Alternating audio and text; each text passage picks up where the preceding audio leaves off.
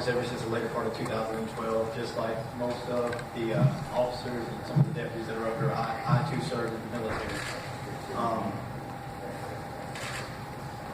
Some of the things that I've heard from this side as well as this side is that, we've had good experiences and some of you guys have had bad experiences. I'm one of those where I have to say that I was fortunate enough to where I didn't have any bad experiences growing up with law enforcement. But that's not to say that it's not out there and that it's not going on. I know the big question is how do we stop what's going on in the community throughout the whole U.S.? I don't think anybody in here has that answer at all. I think where it starts at, though, is doing the stuff like we're doing today. It's coming together, talking about the things that's going on in the world. One of the things I want to read real quick is from Facebook. This individual, he's a cop out of, I don't know where you're from, but however, he's a cop here in the U.S. And one of the things that he mentioned in his Facebook post was that, I just remembered, is we watch YouTube and it's a 2-minute and 30-second clip, and all of a sudden we have the answer as to what that law enforcement should have done in that situation. I've been put in situations where, my life was deemed in jeopardy, my brother's life was deemed to be in jeopardy, and luckily enough, we had the training in the background and knew what to do to make it out of that situation professionally, successfully, and safely. Because at the end of the day, we're all humans. We all just want to go home to our families. If my mom would, please go ahead and stand up. Please. As you see, my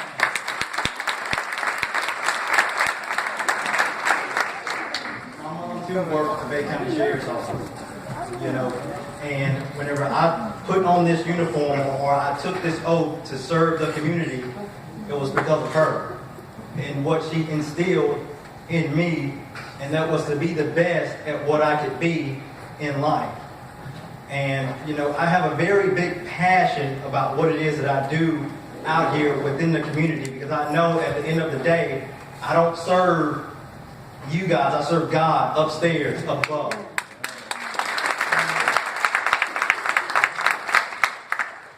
I hope you guys see that as I'm speaking about this, I get very passionate because I understand and I know where both sides of the spectrum is coming from. But again, at the end of the day, we all have to learn to do things like this and come together, and let's just communicate and talk it out so that way we can come to an answer as to how we're going to stop all the violence, or I shouldn't say stop all the violence, but how we're going to better be able to get things done together as a community, as a whole, as one unity. Thank you.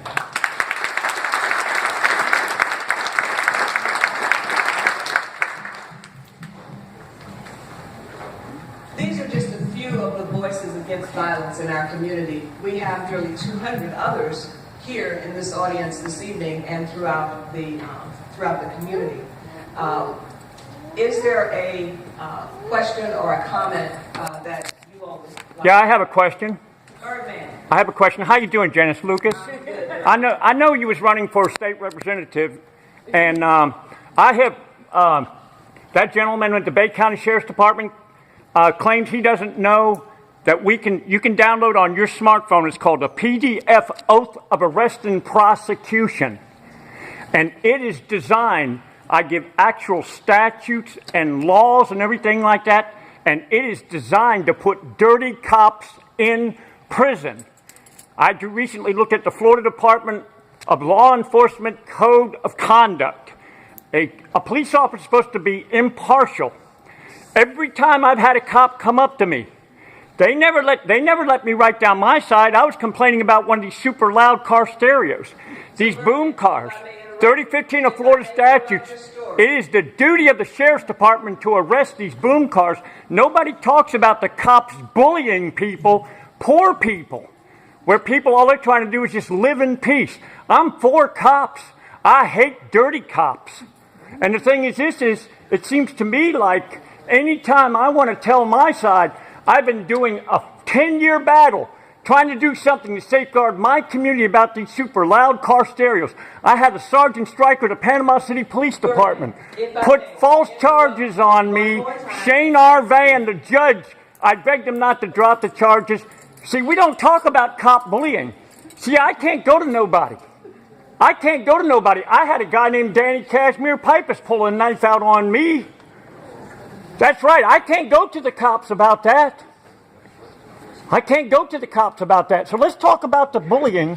Let's talk about the bullying that's going on with the cops. Let's talk about that. So let's talk about that. That's become something we will talk about. And I've got a PDF of threats and prosecution that you can download onto your phone. Now, why would you tell me to sit down? Why? No, Lucas? I'm pointing to all of these people here who've heard you and have heard that you have. Yeah, right. And I've been begging for years to try to do something to try to protect my community because of these boom cars, American terrorists that are felonies under 80610 of the Florida statutes, felonies. 932 contraband, they can take away their vehicles. We cannot solve I've been that thrown tonight. in jail over 20 times, and I've never done anything. The public pretender's office is basically... Good job. The public pretender's office...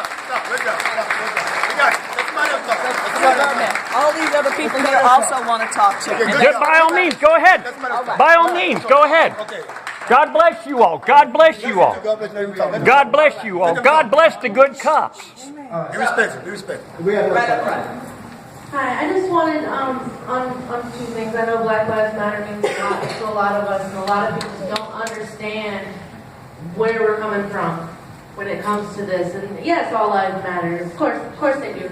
But I think that our relationships with each other as a community, and not just between law enforcement and the citizens, but between citizens and citizens as well, there's a lot of fire that is stoked at the price of people not educating themselves.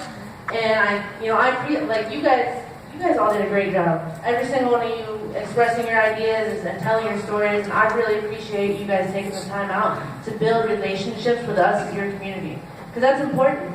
And I think that more people should see that. Now, everybody in this room that's here, you guys are all here because you already know this, right?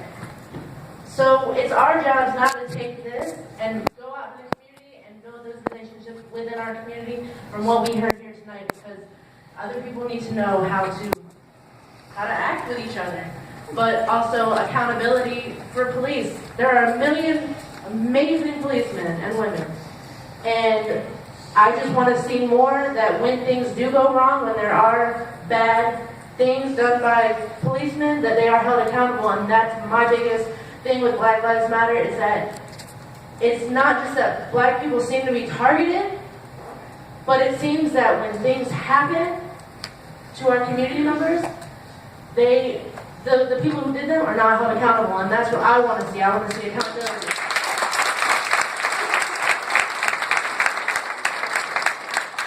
I believe that, the sentiment that all the speakers that were here today are of that same mindset. And I told my son earlier, because he commented after some of the things that had happened in Minnesota and Louisiana, and he made the comment, "Dad, it's got to the point where there are no good cops." I said, "Son, that is absolutely not true." I said, "If it ever gets to the point where the bad cops outweigh the good cops and the bad people outweigh the good people, then you will never find a solution that is even palatable to be close to being effective." There are a lot of good cops, a lot of good people, but good cops sometimes choose to not say as much as they need to. So one of the things that I think we've heard across the board today is we need to start speaking up and doing the things that we know are the right things to do.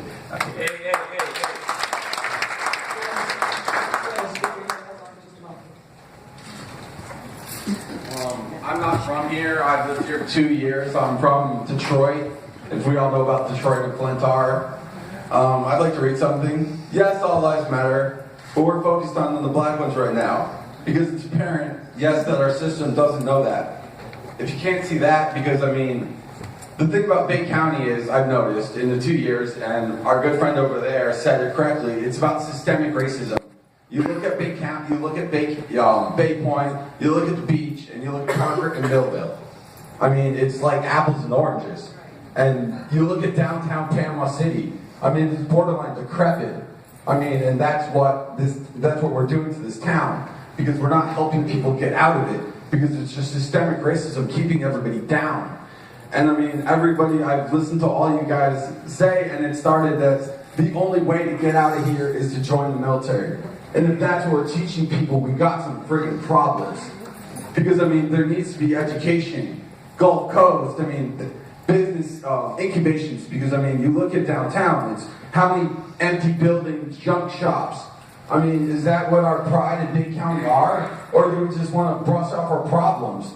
And I mean, the officer who talked about from the projects, I mean, that's what's going to continue to happen, because there's nothing pluses. I mean, it's just keeping everything down.